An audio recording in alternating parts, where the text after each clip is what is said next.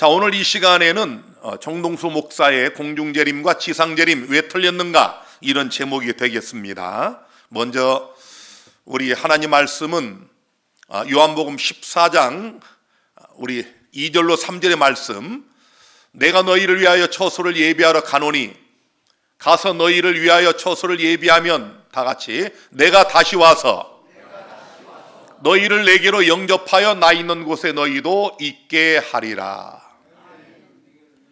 이걸 우리가 뭐라고 그래요? 재림의 약속이라고 그럽니다. 내가 너희를 위하여 처소를 예비하러 간다, 그리고 처소를 준비하면 내가 다시 오겠다. 이걸 뭐라고 그래요? 재림이라고 그래요. 내가 다시 오겠다. 성경에 재림이라는 단어는 나오지 않지만 이런 예수님 말씀을 우리가 참고할 때 그게 바로 재림이에요. 다시 오신다.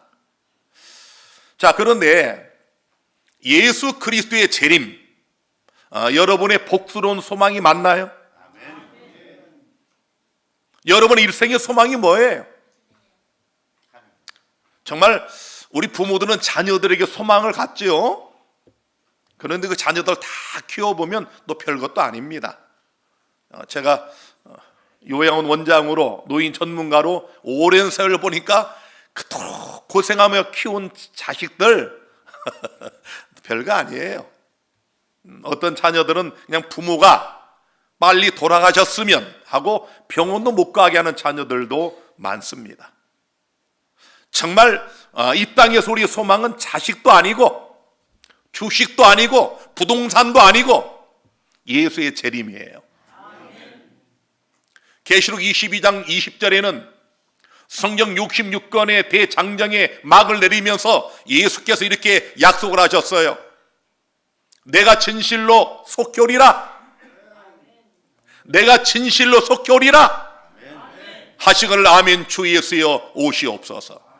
제가 앞에 노란 글자를 외치면 여러분이 아멘부터 하시면 됩니다. 내가 진실로 속히 오리라.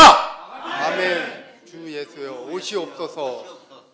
다시 한번 아멘 주 예수여 오시옵소서. 거기까지 하셔야 돼요. 내가 진실로 속히 오리라. 아멘 주 예수여 오시옵소서. 정말 여러분의 진심한 기도가 되시기를 간절히 바랍니다.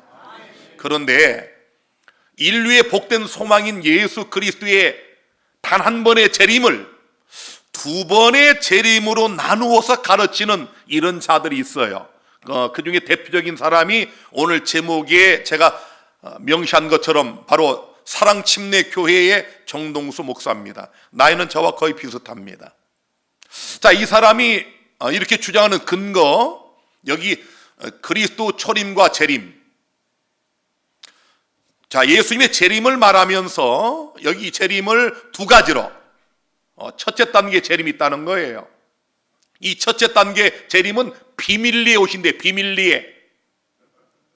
예수님이 비밀리에 와가지고 이 땅의 성도들과 부활한 성도들만 살짝 이 세상 사람 아무도 모르게 공중으로 휴가가 된다는 겁니다. 그 다음에 7년 동안의 환란기가 있고, 그리고 두 번째 지상 강림이 있다고 가르칩니다. 공학 박사입니다. 이분이 인하대학교 기계공학과 공학 박사예요.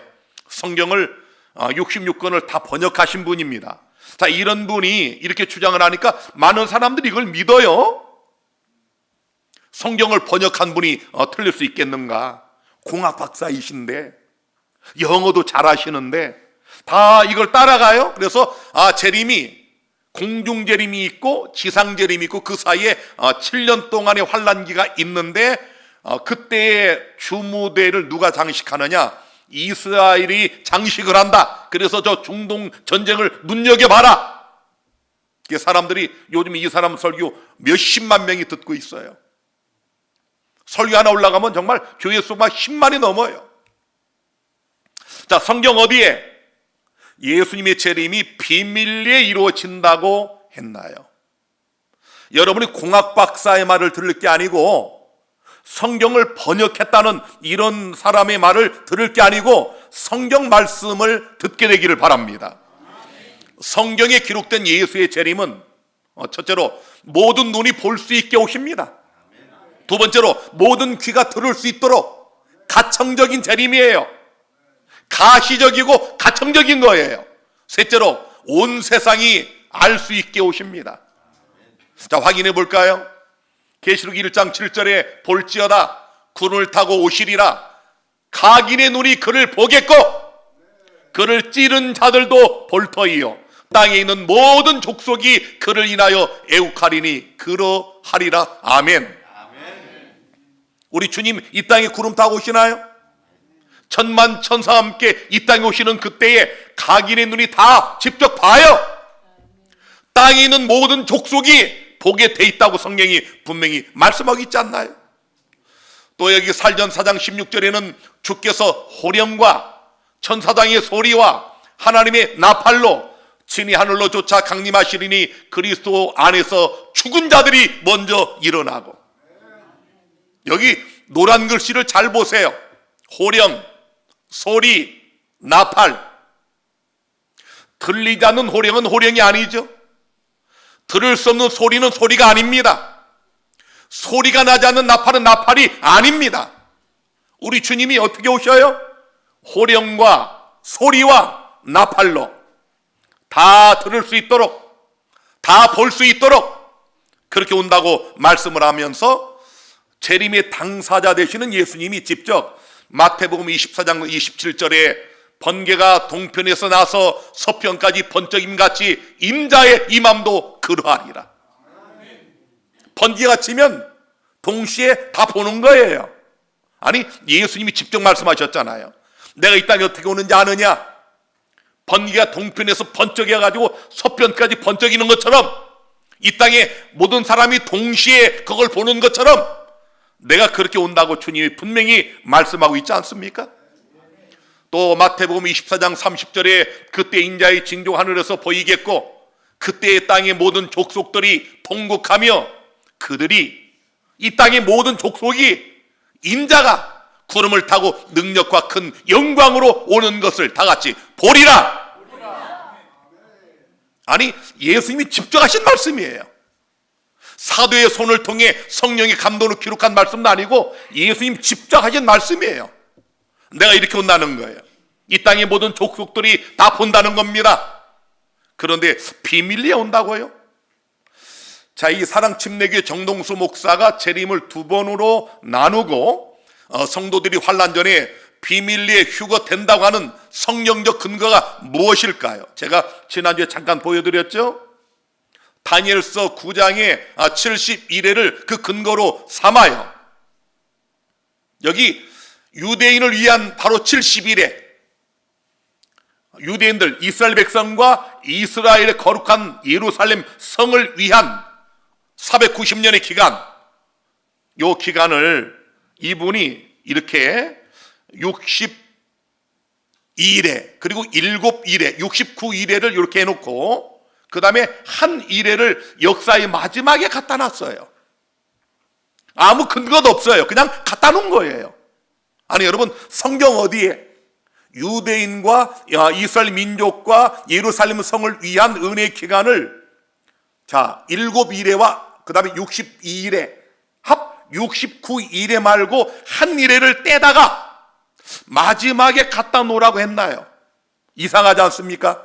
아무런 근거도 없이 이렇게 가져다 놓고 그 다음에 이 7년 환란 이전에 교회는 휴거가 된다. 그래서 하나님의 성도들은 환란을 겪지 않는다는 겁니다. 그리고 이 7년 환란이 지나면 예수님이 지상재림을 한다. 이런 근거를 갖고 이런 도표를 만들어내서 재림의 두 단계, 휴거와 강림이 있다.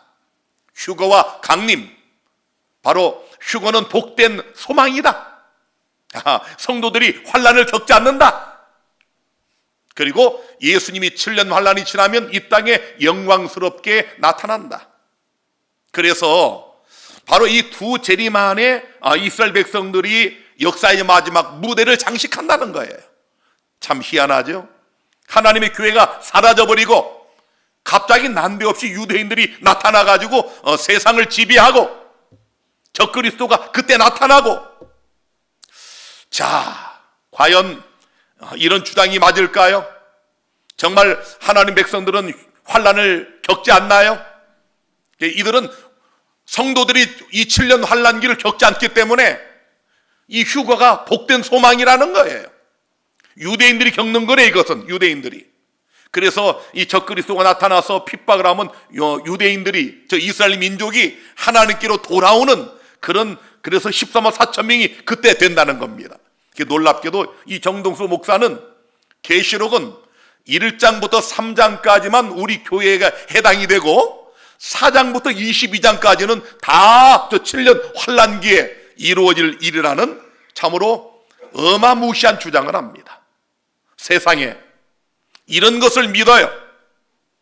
우리 대한민국에서 그래도 예언을 가장 많이 연구하여 가르친다고 하는 공학 박사, 현재 대학 교수, 성경을 번역한 이 정동수 목사의 이런 가르침을 많은 이들이 따르고 있습니다. 우리 재림교인도 이 사람의 이 설교를 듣는 분들이 있더라고요.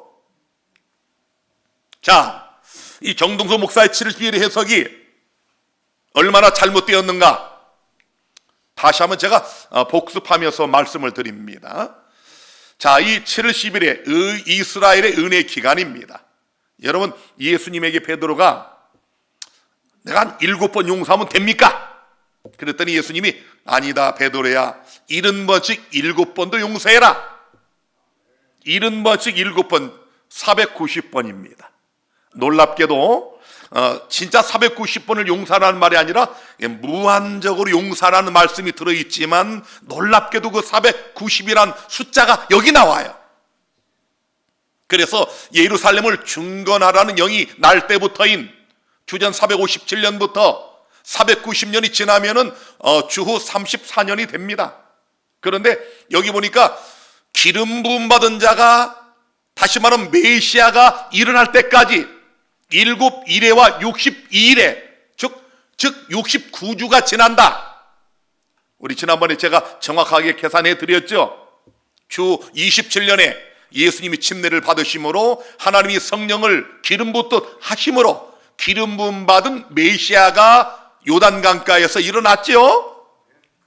자, 그 다음에 놀랍게도 다니엘서 9장 26절에는 이 기름 부음 받은 자가 끊어져 없어질 걸 예언하는데 일의 절반에, 마지막 남아있는 일의 7년의 절반, 침례를 받을 때부터 3년 반이 지난 주후 31년 봄, 그때 주님은 정확하게 십자가에 못 박혀 돌아가셨습니다. 분명하죠? 성경은 이렇게 해석을 하는 겁니다. 제가 지난번에도 말씀드린 것처럼 이 정동수 목사는 산수 계산도 틀렸어요. 공학 박사가 주전 445년이라고 적어놓고 그때부터 69주 434년이 지난 그때가 서기 30년이라는 말도 되지 않는 산수 계산법도 틀린 연대를 만들어 놨지 않습니까? 사람들은 아무것도 모르고 그냥 믿는 거예요. 이렇게 계산하는 거예요. 이렇게. 자, 490년 중에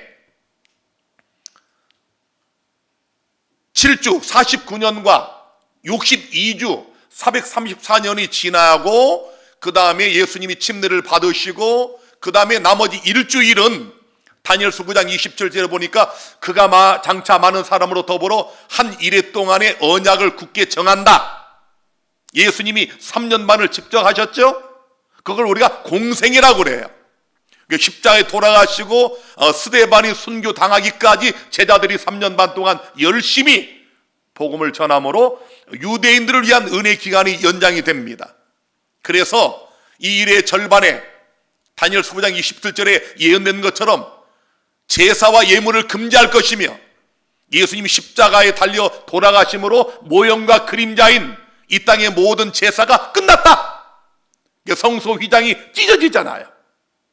이 휘장이 위로부터 찢어졌다는 얘기는 굉장히 중요합니다. 사람이 찢은 게 아니고 하나님이 찢으신 거예요. 모형과 그림자인 이 성막 제도가 원형과 실체인 예수님의 십자가의 죽으심으로 완성된 것을 여기 보여주고 있잖아요. 그리고 이 490년의 마지막 서기 34년에 스데반을 유대인들이 돌로 쳐서 죽임으로 이스라엘을 위한 은혜 기간이 영구히 끝나버리는 역사적 사건이 있었지 않습니까? 자, 그래서 다시 한번 보시면은 여기 마지막 한 주 예수님의 십자가 사건과 굉장히 연계된 아주 중대한 이런 한 주의 7년 기간을 저렇게 정동수 목사는 역사의 미래의 마지막으로 갖다 놓고 그 기간을 예수님의 십자가가 아닌 적그리스도에게 적용함으로 예수님이 서야 할 그 자리를 적그리스도에게 내어주는 이런 엄청난 주장을 하는 겁니다.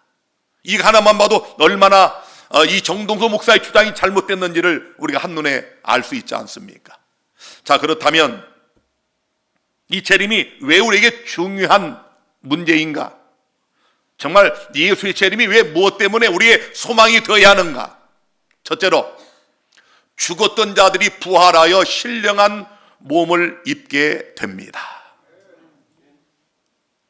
죽었던 자들이 부활하여 다시는 죽지 않을, 늙지 않을, 병들지 않는 신령한 몸을 입기 때문에 재림은 우리의 소망입니다. 여기 고린도전서 15장 51절에 보라 내가 너에게 비밀을 말하노니 우리가 다 잠잘 것이 아니요 마지막 나팔의 순식간에 호련히 다 변하리니 나팔 소리가 나며 죽은 자들이 썩지 않을 것으로 다 같이 다시 살고 우리도 변화하리라. 우리 연세 많으신 분들 얼마나 인생의 노년이 고달프십니까? 정말 우리 어르신들이 먹는 약을 보면 놀랄 정도예요. 그냥 한 주먹씩. 우리가 가끔 몸살 감기 걸려서 그 약 먹을 때 얼마나 힘들어요. 한 3, 4일, 일주일 먹는 약도 얼마나 힘들어요. 근데 돌아가실 때까지는 날마다 약을 드셔요. 솔직히 어떤 분은 보면 드시는 음식보다 약이 더 많아. 참 고달픈 인생이죠. 그런데 우리에게 소망이 있습니다.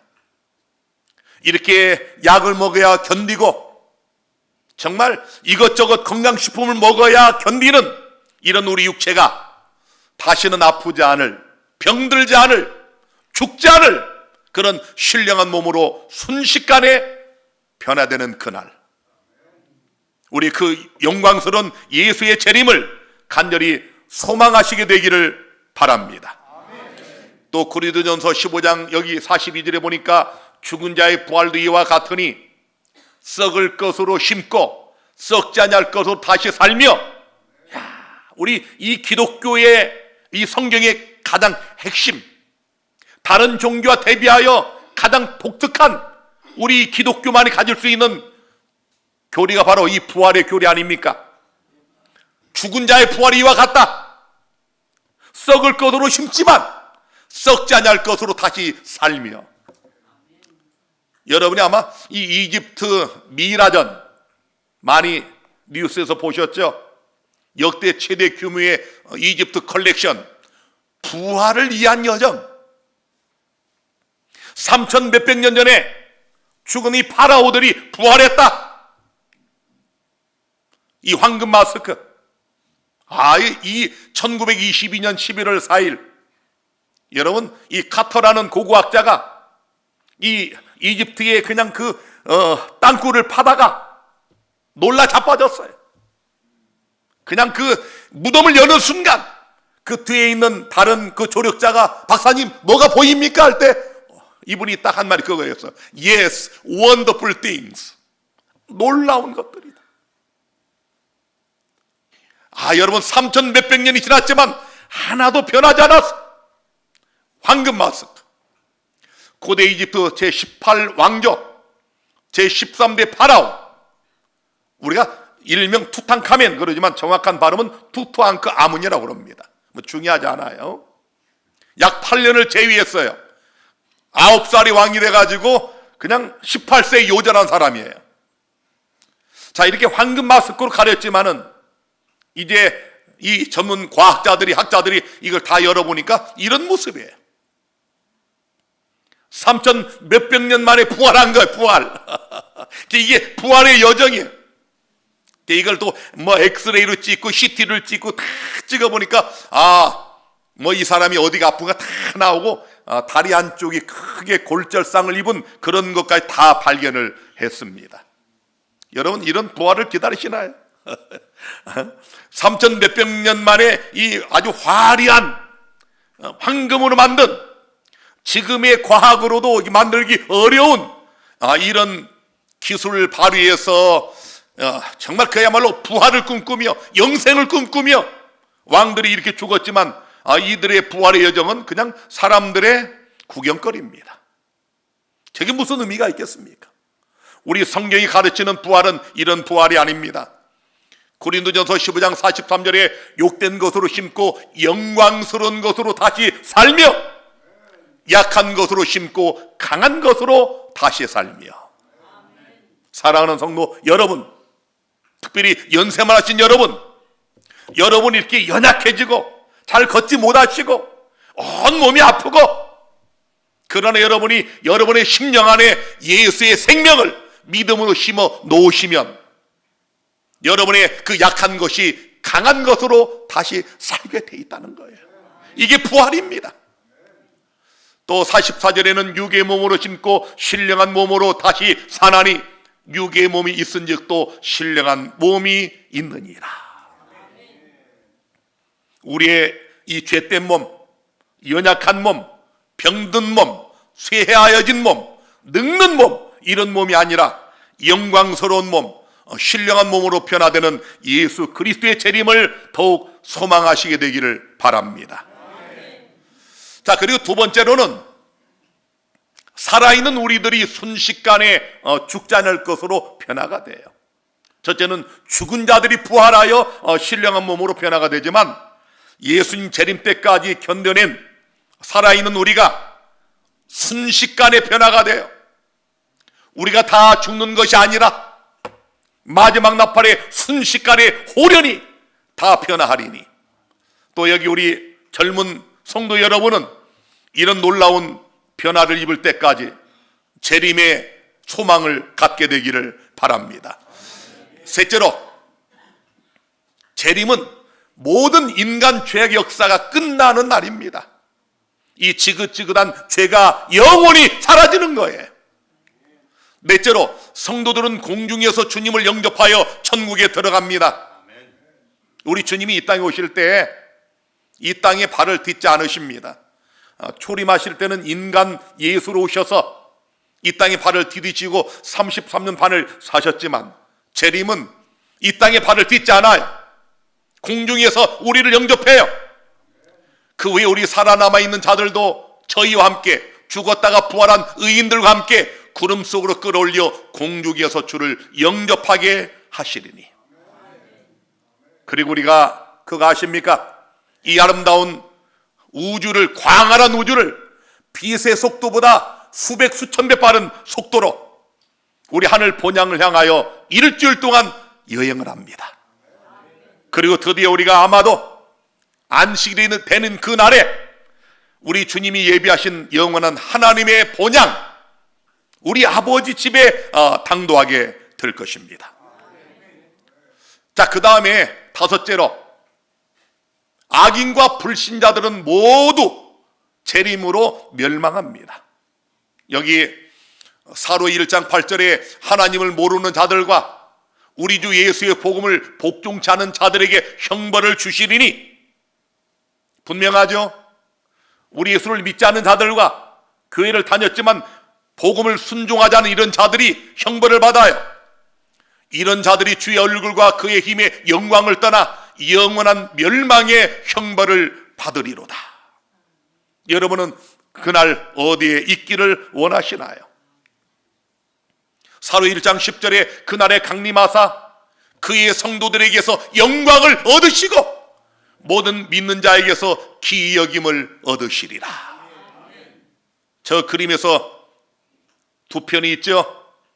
한 편은 영광을 돌리 예수님과 함께 서는 그 무리와 다른 한편은 영원한 멸망의 형벌을 받을 무리가 있습니다. 오늘 이 말씀 듣는 여러분 중에 한 가족 한 사람도 낙오되지 않고 우리 주님 편에 주님과 함께 서시게 되기를 간절히 바랍니다. 자, 그 다음에 이 재림과 재림 직후에 있을 놀라운 예언들을 제가 오늘 간단하게 말씀을 드리겠습니다. 첫째로, 재림 이후에는 그 어떤 누구에게도 은혜 기간이 주어질 수가 없어요. 정동수 목사의 설명대로 하면 예수님이 공중재림하고 성도들이 하늘로 휴거하고 그 다음에 유대인들이 나타나고 그 다음에 또 살아있는 사들 중에도 은혜 기간이 주어진다고 가르치거든요. 이런 일은 결코 있을 수가 없습니다. 둘째로, 재림으로 의인들은 부활하고 변화되어 천국에 들어가지만 악인들은 모두 멸망을 합니다. 여기 마태복음 25장 31절 32절에 인자가 자기 영광으로 보던 천사와 함께 올 때에 자기 영광의 보좌에 앉으리니 모든 민족을 그 앞에 모으고, 이거 보세요. 정동수 목사의 말처럼 뭐 공중재림이 있고 지상재림이 있고 뭐 성도들이 몰래 올라가고 이런 일이 있는 게 아니고 모든 민족을 다 모아요. 각각 분별하기를 목자가 양과 염소를 분별하는 것 같이 하여, 33절에는 양은 그 오른편에 염소는 왼편에 두리라. 여러분은 양입니까? 염소입니까? 여러분이 어디 편에 속하기를 원하십니까? 주여, 부족하고 어리석은 이 죄인을 용서하시고 불쌍히 여기사 양이 되게 하여 주옵소서. 우리 그렇게 기도하시기를 바랍니다. 그런데 이 결론이 뭐냐? 46절에 저희는 영벌에, 염소들은 영원한 형벌에, 의인들은 영생에 들어가리라. 한 날 동시에 일어나는 사건 아닙니까? 무슨 성도들이 몰래 올라가고, 그래서 뭐 갑자기 일하다가 내 친구가 사라지고, 집에서 TV 보는데 아내가 사라지고, 그런 일은 있을 수가 없어요. 동시에 악인들은 영원한 형벌에, 의인들은 영원한 생명에 들어가리라고 말씀하고 있지 않습니까? 그 다음에 또 재림과 재림 직후에 있을 세 번째 예언, 천국에 간 성도들은 1000년 동안 하늘에서 왕노릇하는 놀라운 그런 영생을 누리는 첫 단계에 들어가게 되고, 이 땅의 악인들은 모두 죽어서 이 세상은 마귀와 타락한 천사들만 거주하는 무저갱이 됩니다.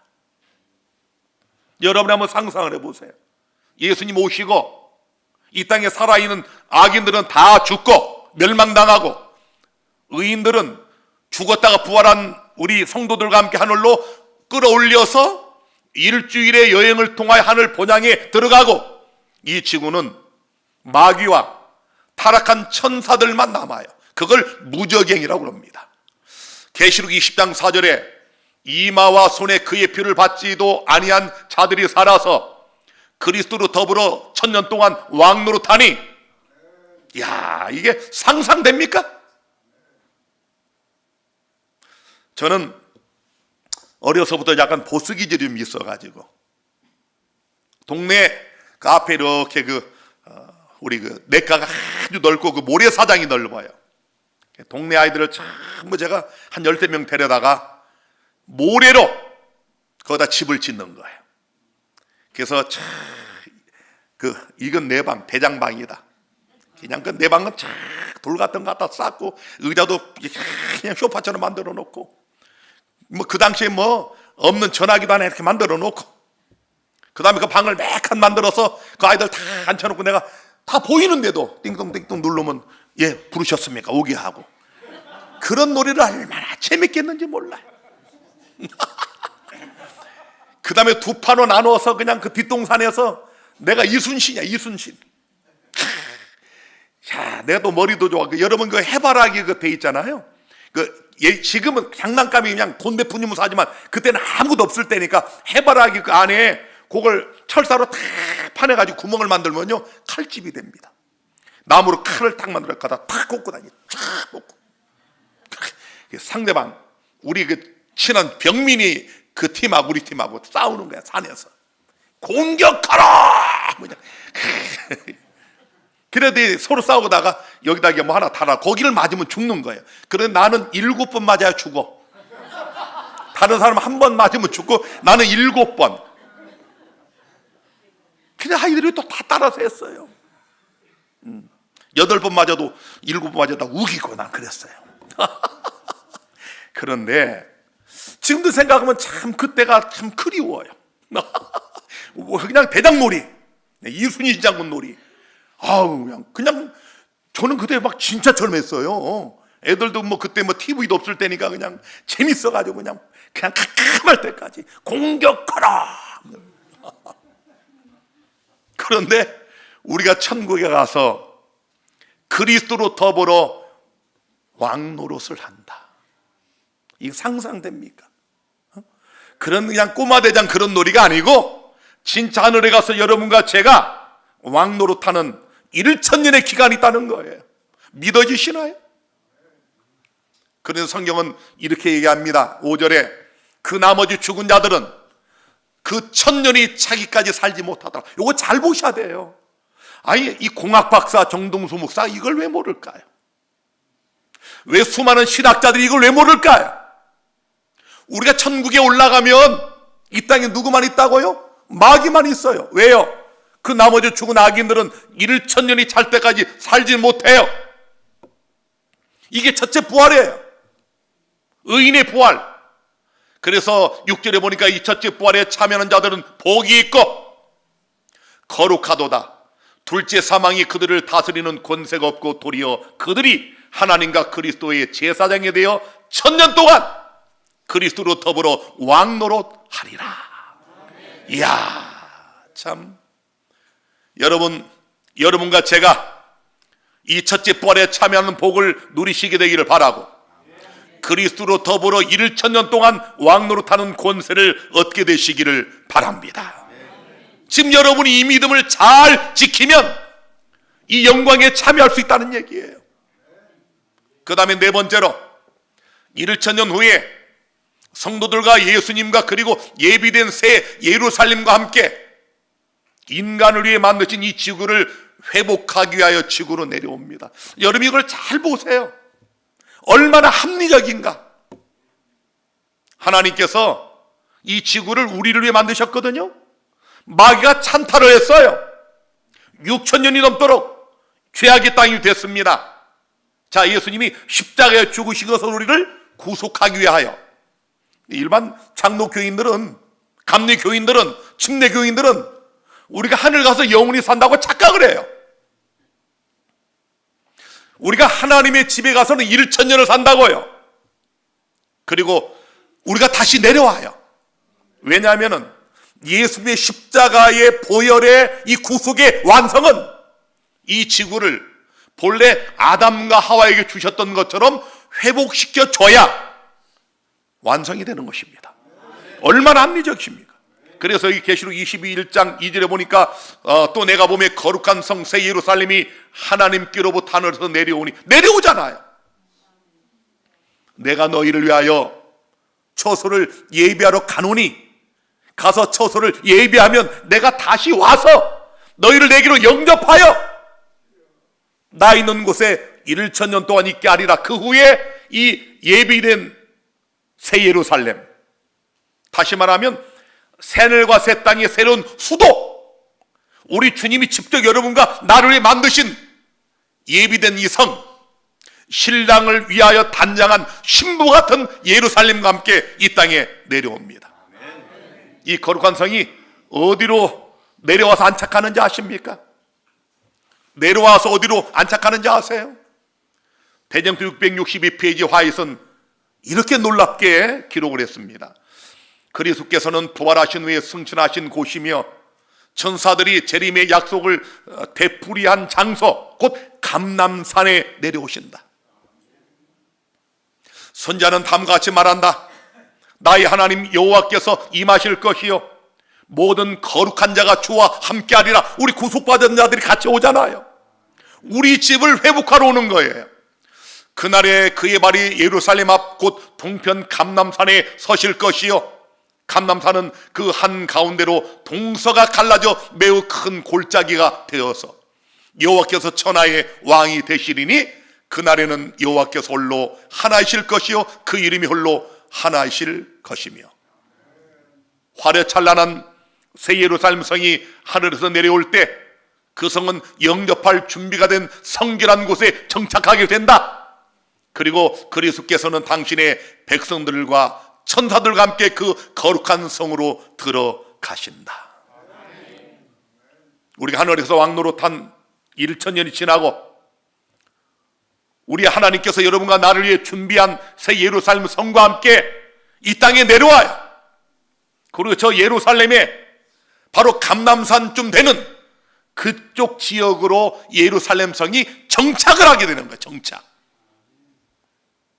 그 다음 스토리는 제가 또 다만실에 상세히 말씀을 드리겠습니다. 오 사랑하는 성도 여러분, 저 거룩한 성이 이 땅에 내려와서 우리의 본향을 회복하러 와서 신천 신지가 이 땅에 생성되는 그 놀라운 영광스러운 그때에 오늘 이 안식일 이 말씀을 들은 여러분과 제가 다 함께 영원한 어린 양의 신부들로 새 예루살렘 성에 입성하는 그런 축복을 누리시게 되기를 간절히 바랍니다.